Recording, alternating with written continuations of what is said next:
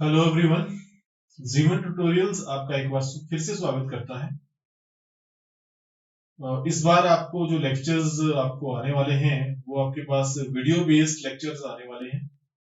जो आपके पास दूसरे लेक्चर्स होते हैं उनको बनाने में काफी टाइम लगता है और लेक्चर्स बीच में फिर मिस हो जाते हैं आपके, तो इसलिए हम कोशिश करते हैं कि आपको वीडियो बेस्ड लेक्चर्स दिए जाएं।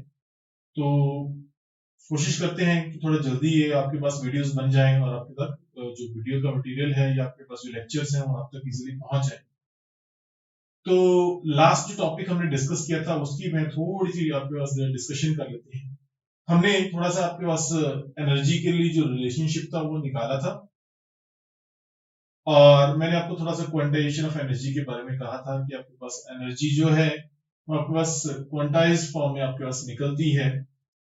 सेकंड, आपके पास मैंने थोड़ा सा आपको बोहर रेडियस निकालने के लिए बताया है कि बोहर रेडियस कैसे निकाल सकते हैं और derivation of Rydberg formula by using Bohr postulate वो भी हमने डिस्कस कर लिया है। मैं थोड़ा सा क्वांटाइजेशन को और ज्यादा बेटर तरीके से लेने वाला हूं। बहुत इंपॉर्टेंट प्रिंसिपल है, बहुत जगह यूटिलाइज होता है, तो इसलिए हम थोड़ा सा इसको और अच्छे से देख लेते हैं। तो क्या करता हूं मैं, मेरे पास क्वांटाइजेशन ऑफ एनर्जी का प्रिंसिपल, क्वांटाइजेशन ऑफ एनर्जी। तो मैंने क्या कहा आपको, क्वांटाइजेशन ऑफ एनर्जी का प्रिंसिपल हमने डिस्कस करना है आप लोगों के साथ। तो क्या मतलब होगा इसका वो भी देख लेते हैं। मैंने एक रिलेशनशिप पीछे निकाला था आपके पास और उसमें आपके पास कांस्टेंट वैल्यूज जब मैंने सब्स्टिट्यूट करी थी तो मैंने क्या कहा था कि उसकी जो वैल्यू है वो कितनी आती है,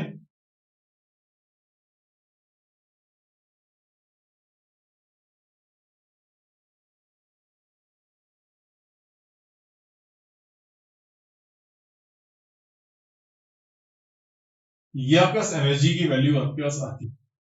अब मेरे पास अगर एनर्जी की वैल्यू ये आ रही है तो means to say variable quantity is n, variable quantity is n, n is representing the principal quantum number, जो आपने हालांकि प्लस वन में पढ़ा है। अगर नहीं भी पता है तो आप थोड़ी देर के लिए याद रखेंगे कि एन क्या है आपके पास, इंटीजर जो 1 2 3 4 कुछ भी हो सकता है। अब आपके पास यहाँ पे जो एनर्जी है उसकी वैल्यू कितनी आने वाली है वो मैं कहने वाला हूं यहाँ पे। देखिए ये आपके पास एनर्जी के लेवल्स हैं, मैंने एनर्जी के लेवल्स बना दिए इस तरीके से और यहाँ पे मैंने एन की वैल्यू 1 लिख दी, यहाँ पे एन की वैल्यू 2 लिख दी और यहाँ पे एन की वैल्यू 3 लिख दी और यहाँ पे एन की वैल्यू 4 लिख दी। एन इज वेरिंग, एन क्या कर रहा है, वेरी कर रहा है। तो मींस टू से यहाँ पे एनर्जी की वैल्यू कुछ और आने वाली है, दैट इज E1, यहाँ पे एनर्जी की वैल्यू E2 आने वाली है, यहाँ पे एनर्जी की वैल्यू E3 और यहाँ पे एनर्जी की वैल्यू E4 आने वाली है। मुझे जरा चेक करना है कि एनर्जी की वैल्यू कितनी आती है।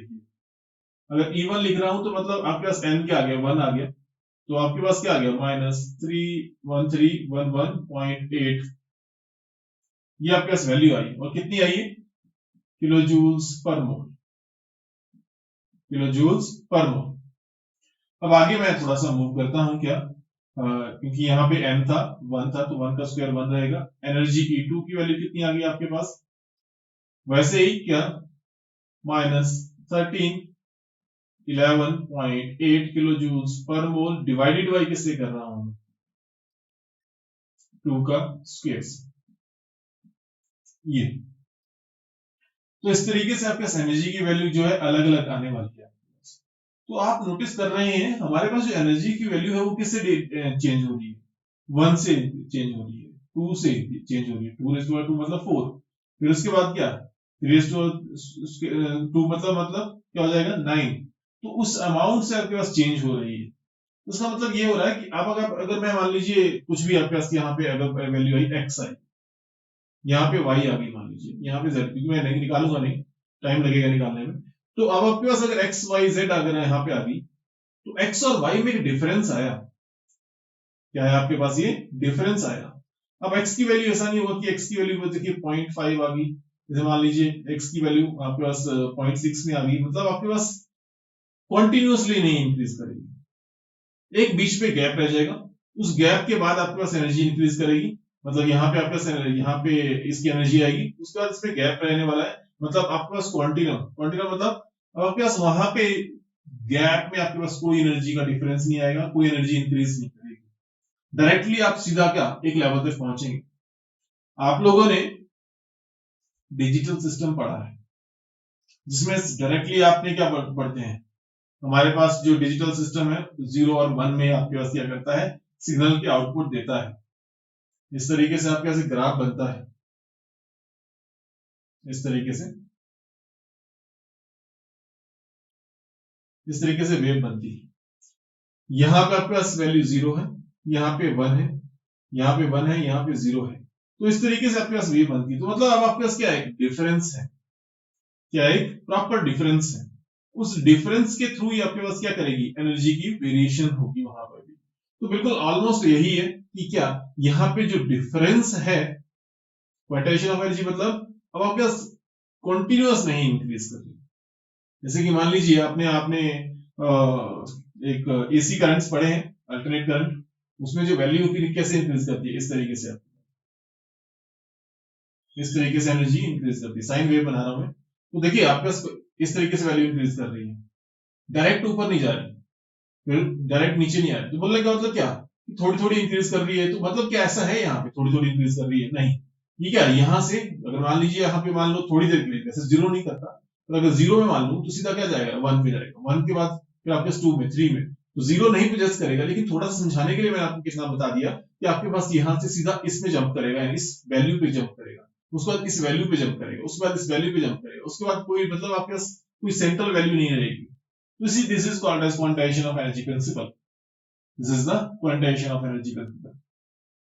समझ गए होंगे आप, मुझे लगता है इतना ज्यादा कोई मुश्किल नहीं था, ज्यादा मतलब आपके पास क्या एन की वैल्यू चेंज करनी है आपने और एनर्जीज की वैल्यू निकालते चलना है। आपको एक टॉपिक जो आगे जो मैंने डिस्कस करना था, वो क्या डिस्कस करना था आपके पास, that is the drawbacks of Bohr's atomic model, drawbacks of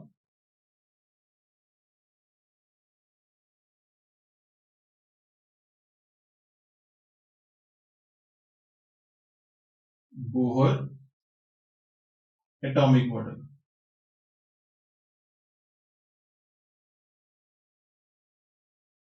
drawbacks मैंने फाइंड आउट करनी है किसकी, बोहर एटॉमिक मॉडल की, तो कैसे मैं ड्रॉबैक्स फाइंड आउट कर सकता हूँ, वैसे तो बहुत सारी ड्रॉबैक्स होंगी, मैं मेन डिस्कस करने वाला हूं आप लोगों के साथ, ठीक है। तो फर्स्ट जो ड्रॉबैक है, एक्चुअल में आपके पास जो स्पेक्ट्रम जो ये हमने एनालाइज किया था, वो किसका स्पेक्ट्रम एनालाइज किया था, हाइड्रोजन का, ओनली हाइड्रोजन का, या हाइड्रोजन लाइक आयंस का, जिसमें सिर्फ क्या हो, 1 इलेक्ट्रॉन सिस्टम हो, जिसमें आपके पास 1 इलेक्ट्रॉन सिस्टम हो, उसी को हमने स्टडी किया है। लेकिन अगर मेरे पास मान लीजिए कोई ऐसा सिस्टम है जिसमें आपके पास मोर देन 1 इलेक्ट्रॉन सिस्टम हो, तो जब आपके पास जो स्पेक्ट्रम वहां पे आता है, उसको ये एक्सप्लेन नहीं कर पाता, मोर देन 1 इलेक्ट्रॉन, मतलब एक इलेक्ट्रॉन से क्या ऊपर अगर इलेक्ट्रॉन्स आ जाएं, तो उसको एक्सप्लेन नहीं कर पाता, कौन सा, बोहर एटॉमिक मॉडल, कि वहां पे आपके पास जो पैटर्न आए, वो जो स्पेक्ट्रम आया, जो स्पेक्ट्रल लाइंस आई, वो इस तरीके से क्यों आ रही, समझ गए होंगे आप कि क्या, कि it can not explain the spectrum of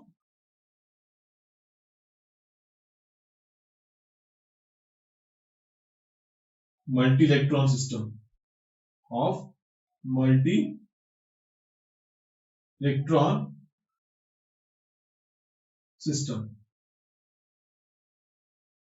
ये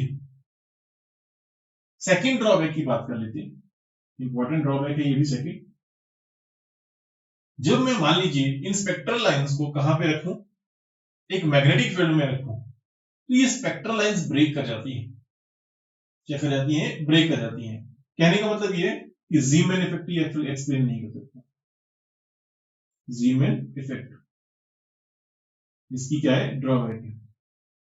कैसे आप इस चीज को समझेंगे, मैंने क्या किया, ये आपके पास मान लीजिए दो लाइंस कंसीडर कर रहा हूं मैं, ठीक है। सबसे पहले मैं क्या कंसीडर करूंगा, टू लाइंस कंसीडर करूंगा, और उन टू लाइंस को क्या मतलब आपके पास मैग्नेटिक फील्ड के अंडर भी उसको चेक करने वाला हूं, ठीक है। तो आपके पास जो, अगर मैं सोडियम का जो स्पेक्ट्रम है उसको मैं स्टडी करूं, तो उसमें अलग अलग लाइंस आती है, जैसे D1 D2, ठीक है। इस तरीके से आपके पास अलग अलग लाइंस आती है। तो मान लीजिए मैंने यहाँ पे देखिए, यहां बनाता हूं, ये आपके पास, ये आपके पास फर्स्ट लाइन बना दी मैंने, देखिए अभी इसको बनाता हूँ थोड़ी देर में, ये आपके पास सेकंड। तो अभी के लिए मैंने ये आपके पास स्क्रीन बताई है, और इस स्क्रीन पे आपके पास जो है लाइन यहाँ पे बता दी D1, ये D1 लाइन बना दी, और ये क्या बता दी, D2 लाइन बना दी। तो ये एब्सेंस ऑफ क्या, ये मैंने मान लीजिए ये क्या लिख दिया D1 और क्या लिख दिया D2, ये एब्सेंस है, मतलब B जो है जीरो है, मैग्नेटिक फील्ड क्या है यहाँ पे जीरो है, ठीक है। अप्लाइड मैग्नेटिक फील्ड जीरो, लेकिन मैं क्या कर रहा हूं, अब आपके पास यहाँ पे मैग्नेटिक फील्ड लगा रहा हूं, मान लीजिए इस तरफ को जा रहा हूं, तो मैं मैग्नेटिक फील्ड इंक्रीज कर रहा हूं, जीरो से ऊपर जा रही है। अगर इंक्रीज कर रही है, एरो से ऐसा नहीं समझना कि डाउन आ रही है, इट इज गोइंग अपवर्ड थोड़ी देर के लिए। तो अब आपके पास मान लीजिए मेरे पास जो सिस्टम यहाँ पे कंसीडर किया जाता है, वंस अगेन मैं स्क्रीन में यहाँ पे कंसीडर करने वाला हूं। तो आपके पास यहाँ पे मैंने फिर से स्क्रीन बना दी, यहाँ पे ये एक स्क्रीन बना दी। तो जो D1 और D2 लाइंस हैं वो स्प्लिट कर जाती हैं, क्या कर जाती हैं, वो स्प्लिट कर जाती हैं। तो इसका मतलब ये स्प्लिट करी आगे, तो आपके पास अलग अलग पैटर्न्स में स्प्लिट कर ली, मतलब आपके पास अलग लाइंस आ गई। मैं ये नहीं बता रहा बताऊंगा कितनी लाइंस बनेगी, वो अलग बात है। अभी आपके लिए सिर्फ आपको इतना ही समझने की जरूरत है कि क्या ये स्प्लिट होगी, कब स्प्लिट करी, जब मैंने यहाँ पे मैग्नेटिक फील्ड अप्लाई कर दी, that is B is equal to क्या, B, कुछ मैग्नीट्यूड है इसका। अब आपके पास मतलब, अब आपके पास यहाँ पे क्या, अगर स्प्लिटिंग होगी लाइंस की, मतलब कि आपने, आपको पता है कि जब हम हाइड्रोजन का स्पेक्ट्रम स्टडी करते हैं, उसमें क्या करते हैं, हम हीट करते हैं क्या, हाइड्रोजन एटम्स को, किसमें, एक ट्यूब में। जब हम एक ट्यूब में उसको हीट करेंगे, इलेक्ट्रिक डिस्चार्जेस अप्लाई करेंगे, तो जहां से वो जो आपका एमिशन स्पेक्ट्रा आएगा, लाइंस आएंगी, जो लाइट्स आएंगी, उसको हम क्या करेंगे, जब हम फोटोग्राफिक प्लेट में अप्लाई करेंगे, तो हमारे पास क्या आएगा, एक स्पेक्ट्रम आएगा, उसको हम स्टडी करेंगे। लेकिन अगर मान लीजिए मैं सोर्स को आपके पास किसी मैग्नेटिक फील्ड में अप्लाई कर दूं, तो क्या हो जाएगा, ये जो स्पेक्ट्रल लाइंस आपके पास आई थी, वो ये क्या कर जाएंगी, ब्रेक कर जाएंगी। तो ये ब्रेक कर गई मान लीजिए, ठीक है, ब्रेक कर गई, तो ब्रेक करी किसमें, और एनर्जी लेवल्स में, क्योंकि आपके पास लाइंस आई तो इसका मतलब एनर्जी लेवल्स बढ़ गए। अब ये क्वेश्चन यहाँ पे आता है कि ये एनर्जी लेवल्स क्यों बढ़े, तो ये चीज आपके पास एक्सप्लेन नहीं कर पाता क्या, जो आपके पास बोहर एटॉमिक मॉडल है। अगला, अगर मैं इसी चीज को आगे लेके जाऊं, इस दूसरे के बाद तीसरा, स्टार्क इफेक्ट, स्टार्क इफेक्ट। तो अब आपके पास जो है स्टार्क इफेक्ट, मतलब अब आपके इलेक्ट्रिक फील्ड की बात करते हैं, यहाँ पे हम मैग्नेटिक फील्ड की बात करते हैं, यहाँ पे हम मैग्नेटिक फील्ड की बात करते हैं, मैग्नेटिक फील्ड की बात कर दी, यहाँ पे हम इलेक्ट्रिक फील्ड की बात करते हैं। तो इलेक्ट्रिक फील्ड लिख दिया रखी मैंने, राइटिंग उतनी अच्छी नहीं है, लेकिन आप लोग समझ जाएंगे, इतना मुझे नहीं लगता कि मुश्किल होगी आपको रीड करने के लिए। तो स्टार्क इफेक्ट में क्या बोला मैंने, इलेक्ट्रिक फील्ड की बात करी, तो मतलब अब आपके पास जो है, जो स्पेक्ट्रल लाइंस, ये जो आई ना आपके पास, दीज आर स्पेक्ट्रल लाइंस, ये आपके पास क्या है, स्पेक्ट्रल लाइंस।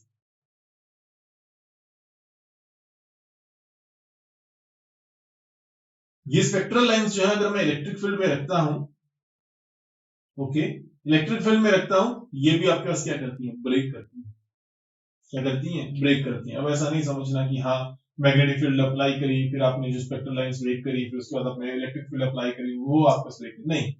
फिजिकली अगर आप समझना चाहते हैं इसको, तो क्या है, जो आपके पास लाइंस आपके पास आ रही है, जो लाइट आपके पास सोर्स आ रहा है, अगर मैं उसको क्या करूं, जैसे मान लीजिए आप उस सोर्स को आप क्या करें, इलेक्ट्रिक फील्ड में सब रख दें, तो आपके पास क्या हो जाएगी, स्प्लिट कर जाएंगे वो लाइंस। अगर वो स्प्लिट कर जाती है, तो वही क्वेश्चन यहाँ पे, जैसे मैग्नेटिक फील्ड ने स्प्लिट किया, वैसे ही आपका इलेक्ट्रिक फील्ड ने भी स्प्लिट कर दिया, तो वो स्प्लिटिंग क्यों हुई इसमें। तो ये चीज आपके पास जो है, वो आपके पास बोहर जो है वो नहीं एक्सप्लेन कर पाता। कौन सा, जो बोहर का एटॉमिक मॉडल है, वो इस चीज को एक्सप्लेन नहीं कर पाता है। नेक्स्ट, जो बहुत प्रोमिनेंट आपके पास इसकी ड्रॉबैक है, लिमिटेशन है इसके जो मॉडल की, वो देखते हैं। और वो आपने शायद पढ़ी है और आप लोगों को बहुत हद तक पता भी होनी चाहिए, मुझे लगता है पता है। फर्स्ट क्या, एक de Broglie relationship. De Broglie relationship के बारे में मैं अगर मैं बात करता हूं, और साथ में रिलेशनशिप, और साथ में मैं साथ में क्या बता रहा हूं आपके पास, दूसरा अब आपके पास सबसे important Heisenberg uncertainty principle. Heisenberg uncertainty principle, uncertainty principle. Okay, तो ये जो चीज है ये भी एक्सप्लेन नहीं कर पाता, क्योंकि अब आपको पता है कि हिजनबर्ग अनसर्टेनिटी प्रिंसिपल में होता क्या है। आपके पास जो है एक पार्टिकल है, माइक्रोस्कोपिक पार्टिकल है, वो क्या कर सकता है, वो आपके पास यहाँ पे एक टाइम पे ना मोमेंटम एंड क्या आपके पास मोमेंटम एंड उसकी पोजीशन एक टाइम पे हम नहीं फाइंड आउट कर सकते। लेकिन अगर यहाँ पे अगर मैं कंसीडर करूं उसी कंसेप्ट को, तो यहाँ पे आप एक टाइम पे दोनों चीजें निकाल सकते हो, जो कि अकॉर्डिंग टू आपके पास बोहर कॉन्सेप्ट है, हिजनबर्ग के अकॉर्डिंगली नहीं है। तो आपको थोड़ा बहुत समझ आ गया होगा। डी ब्रोगली कंसेप्ट बोलने का मतलब ये है कि आपके पास ये वेव नेचर नहीं एक्सप्लेन कर पाता है, वो एक क्या कंसीडर करता है आपके पास, सिर्फ पार्टिकल नेचर की बात करता है। Bohr is considering only particle nature of electron, not wave nature. तो ये आपके 3-4 ड्रॉबैक्स हैं। 2 मिनट का पॉज लूंगा मैं, क्योंकि आपके पास जो वीडियो है वो मेरे पास मैक्सिमम 15 मिनट की बनती है, तो 15 से 20 मिनट की एक्चुअल में, ठीक है, हो सकता है आपके पास टाइमिंग जो ज्यादा हो, 15 से 20 मिनट की, तो मैं टाइमिंग नोट नहीं कर रहा कि कितनी होगी। तो इसके बाद आपके पास फिर से मैं लौट के आता हूं। चलिए, वेलकम बैक। और थोड़ा आगे मूव करते हैं, इतना काफी है आप लोगों के लिए। अब मुझे इस जो आपके पास पार्टिकल है, जो आपने हमने इलेक्ट्रॉन को 1924 से पहले पार्टिकल कंसीडर किया है, इस पार्टिकल के बाद थोड़ा आगे जाना है कि पार्टिकल भी पोजेस करता है वेव नेचर। नॉट आपके पास लाइट, जो लाइट है, जो जो जो फोटोन है, जिसमें आपके पास जो मासलेस है, जो कि आपके पास बोथ नेचर पोजेस कर रहा है, क्या particle and wave nature. But आपके पास जो पार्टिकल्स हैं, इट आल्सो पोजेस क्या particle nature and wave nature. तो आपके पास अगर मैं 1905 से पहले की बात करूं, तो न्यूटन ने भी आपके पास से इवन लाइट के बारे में काफी कुछ बताया है। कॉर्पस्कुलर थ्योरी बताई है कि कॉर्पस्कल से आपके पास लाइट्स बनी होती है। लेकिन अब उसके बाद अगर आगे मैं डिस्कस करूं, ठीक है, तो आपके पास आइंस्टाइन एंड प्लैंक्स ने इस पे काफी काम किया। आइंस्टाइन ने 1905 ये कहा था कि आपके पास जो लाइट है उसके पास क्या होते हैं, बोथ नेचर होते हैं। तो अभी हम क्या कर रहे हैं,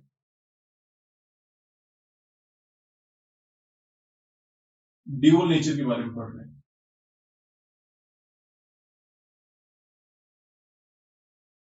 दैट इज ड्यूअल नेचर में मतलब wave nature and particle nature दोनों पढ़ेंगे हम। क्या wave nature and particle nature पढ़ना नहीं ज्यादा, पर थोड़ा सा समझना।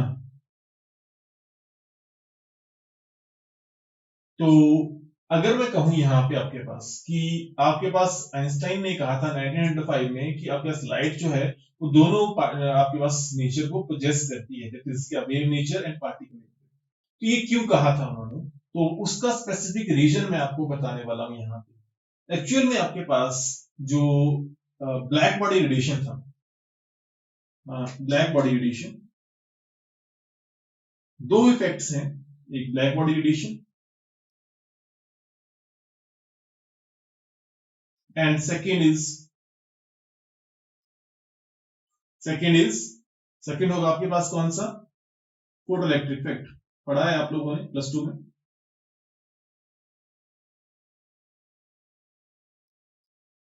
ये दो इफेक्ट्स हैं आपके पास, जो आपके पास एक्सप्लेन ही नहीं किए जा रहे थे उसके।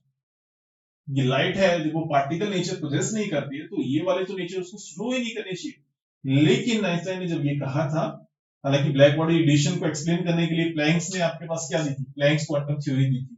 तो इसके लिए प्लैंक्स क्वांटम थ्योरी दी गई थी और फोटोइलेक्ट्रिक इफेक्ट के लिए क्या आइंस्टाइन ने एक्सप्लेन किया था इसको, ठीक है। तो लाइट जो है वैसे वो वेव नेचर शो करती है, कैसे, जैसे हम रिफ्लेक्शन, रिफ्रैक्शन, डायफ्रैक्शन, इंटरफेरेंस, ये कुछ एक आपके पास जो फिनोमिनन है, अगर इसको एक्सप्लेन करना है तो हमें लाइट का क्या वेव नेचर की जरूरत पड़ती है।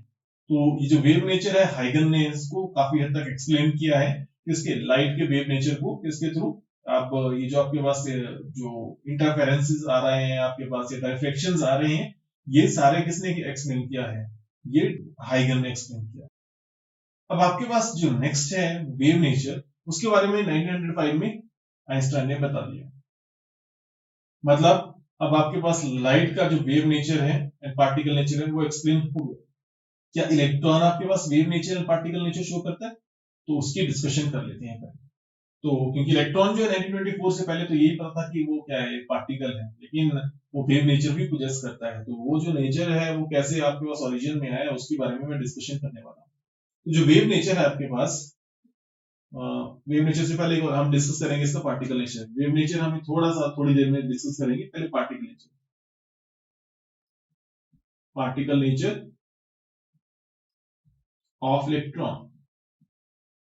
देखिए, कोई पार्टिकल है तो मींस टू से इट शुड पोजेस मास। तो आपके पास पार्टिकल जो है ये मास पोजेस करता है, और मास पोजेस करता है तो ऑटोमेटिकली ये सबसे बड़ी प्रॉपर्टी है किसकी, पार्टिकल की। ये क्या कर रहा है, definite mass 9.1 into 10⁻13 31 kgs of mass possess कर रहा है। इसका मतलब ये क्या कर रहा है, पार्टिकल नेचर शो कर रहा है। एक बहुत इंपॉर्टेंट पॉइंट है इसके लिए। मान लीजिए मैं कोई स्क्रीन लेता हूं, या आपके पास कोई शीशा लेता हूं, या आपके पास कोई स्क्रीन लेता हूं, उस पर एक गन फायर करता हूं, तो क्या होगा, उस गन से जो बुलेट निकलेगी उसमें क्या आ जाएगा, छेद बन जाएगा, होल बन जाएगा। तो क्या इलेक्ट्रॉन से भी ऐसा हो सकता है, क्या ये होता है, चेक करते हैं। इस एक्सपेरिमेंट को कहते हैं सिंटिलेशन एक्सपेरिमेंट। Scintillation experiment.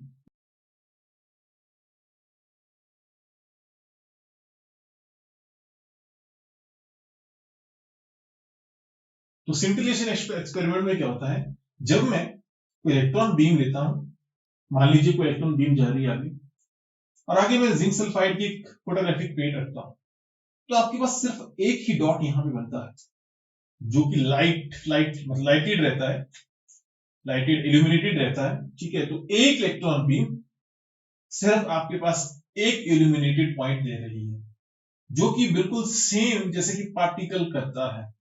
तो इसका मतलब ये हुआ कि electron is showing us the particle nature. अब पार्टिकल नेचर शो कर दिया इसने, अब हमने क्या देखना है, इसका वेव नेचर। क्या देखेंगे, इसका वेव नेचर। चलिए अब थोड़ा वेव नेचर के बारे में डिस्कशन कर लेते हैं।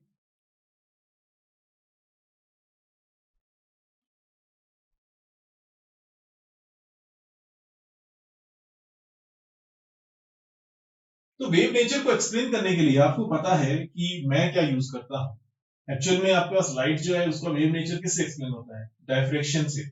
डायफ्रैक्शन के जो पैटर्न्स आते हैं दैट इज बेसिकली क्या, जो आपके पास इंटरफेरेंसेस पैटर्न्स आते हैं, जहां पे आपके पास ओवरलैपिंग ऑफ वेव फ्रंट्स होते हैं। तो आपके पास कुछ है कि आपके पास जहां पे ओवरलैप होंगे वेव फ्रंट्स, वहां पे तो आपके पास क्या आ जाएगा, लाइट की इंटेंसिटी इंक्रीज कर जाएगी। लेकिन आपके पास अगर वहां पे सब्ट्रैक्शन होती है वेव फ्रंट्स की, तो आपके पास क्या हो जाएगी, इंटेंसिटी डिक्रीज हो जाएगी, बिल्कुल जीरो आ जाएगी। तो अब आपके पास क्या होगा, वहां पे डार्क स्पॉट्स आएंगे। तो मतलब आपके पास अगर कोई ऐसा नेचर शो करता है तो it should show what, wave nature. तो अब देखते हैं क्या इलेक्ट्रॉन ऐसा शो कर सकता है। एक एक्सपेरिमेंट परफॉर्म किया गया डेविसन एंड जर्मन ने।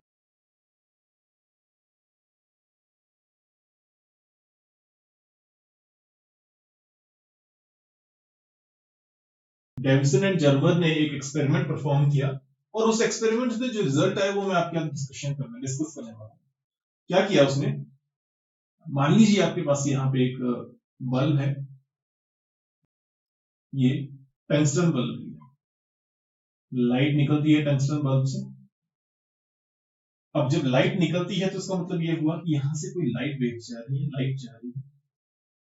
अब आपके पास लाइट जा रही है और लाइट जो टंगस्टन बल्ब यहाँ पे प्रोड्यूस कर रहा है वो आपके पास इलेक्ट्रॉनिक आपके पास बीम्स प्रोड्यूस कर सकता है। लाइट मतलब ऐसा नहीं समझना कि लाइट प्रोड्यूस कर रहा है, it produces electron beam. Tungsten film क्या प्रोड्यूस कर सकता है? इलेक्ट्रॉन बीम प्रोड्यूस कर सकता है। जब आप इस इलेक्ट्रॉन बीम को इस तरीके से किसी स्लिट से पास किया और उसके बाद आपके पास मैंने इसको निकल के प्रिज्म से पास कर दिया। किससे पास कर दिया? निकल प्रिज्म।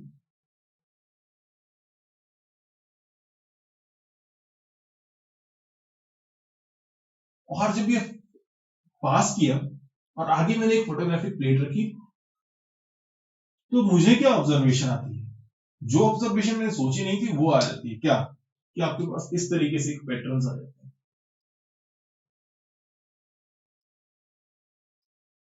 इस तरीके से पैटर्न्स आते हैं, जो कि पैटर्न आते हैं जब लाइट को मैं यहां से फॉल करता हूं। बिल्कुल सेम जैसे मैं लाइट यहां से पास करता हूं, यहां से पास करूंगा, यहां पे आपके फोटोग्राफिक प्लेट पे फेंकूंगा, आपके सेम फ्रिंजेस आएंगे जैसे कि यहाँ पे आ रहे हैं। तो ये चीज आपके पास इनफ है किसके लिए? एक्सप्लेन करने के लिए, वेव नेचर के लिए। तो electron is also showing the wave nature. जैसे कि अब आपके पास जो पैटर्न आया वो कौन सा है? Diffraction pattern. आप लोगों ने वैसे प्लस 2 में पढ़ा है क्या? That is n lambda is equal to 2d sin theta for execution. आप लोगों ने पढ़ा है कि वहां पे जो आपके पास डायफ्रैक्शन पैटर्न्स आते हैं वो हमें हेल्प करते हैं क्या? मॉलिक्यूलर स्ट्रक्चर्स को एस्टेब्लिश करने में। कहने का मतलब ये है कि आपके पास यहाँ पे जैसे ही आपके पास जो इलेक्ट्रॉन है, अगर वो क्या कर रहा है? डायफ्रैक्शन पैटर्न्स दे रहा है। एक्चुअल में डेफिनेट डायफ्रैक्शन पैटर्न जो है वो डेफिनेट आपके पास क्या बॉन्ड लेंथ को भी इवन बता सकता है। तो कहने का मतलब ये है कि वो आपके पास जो आपने ब्रैग्स इक्वेशन पढ़ी थी उसमें आपके पास क्या है? डायफ्रैक्शन पैटर्न ही शो हुए हैं। वो डायफ्रैक्शन पैटर्न किसके आए हैं? इलेक्ट्रॉन बीम्स के आए हैं। और वही तो हम पढ़ रहे हैं यहाँ पे कि आपके पास हम क्या डायफ्रैक्शन पैटर्न कौन शो कर रहा है? इलेक्ट्रॉन। इलेक्ट्रॉन अगर डायफ्रैक्शन पैटर्न शो कर रहा है तो इसका मतलब वो क्या कर रहा है? वेव नेचर शो कर रहा है। तो इट मींस अगर एक चीज दोनों नेचर पोजेस कर रही है, वन इज क्या particle nature and second is wave nature, इसका मतलब इट हैज बोथ प्रॉपर्टीज। क्या ये आपके पास वेव प्रॉपर्टीज भी शो कर सकता है, पार्टिकल नेचर भी शो कर सकता है। आपके पास ये दो बोथ नेचर शो करता है। कौन सा? एक आ गया particle nature and second is wave. तो आई थिंक आपको समझ आ गया होगा। I think this is enough for the today's lecture. Next time discuss करेंगे डी ब्रोगली रिलेशनशिप को, थोड़ा सा डिटेल में देखेंगे उसको कि क्या इसकी इंपॉर्टेंस है, क्यों हम उसको पढ़ते हैं। साथ में हम थोड़ा सा और भी आगे हिजनबर्ग अनसर्टेनिटी प्रिंसिपल पढ़ेंगे, थोड़ा और आगे उसको लेके जाएंगे। जितना आपने पढ़ा है उसको थोड़ा सा और उससे आगे लेके जाएंगे। तो होप सो जितना मैंने आपको करवाया है उसकी कुछ अंडरस्टैंडिंग आपके दिमाग में बन गई। नेक्स्ट टाइम मिलते हैं आपके साथ। Stay tuned for the next lecture. Thank you for watching.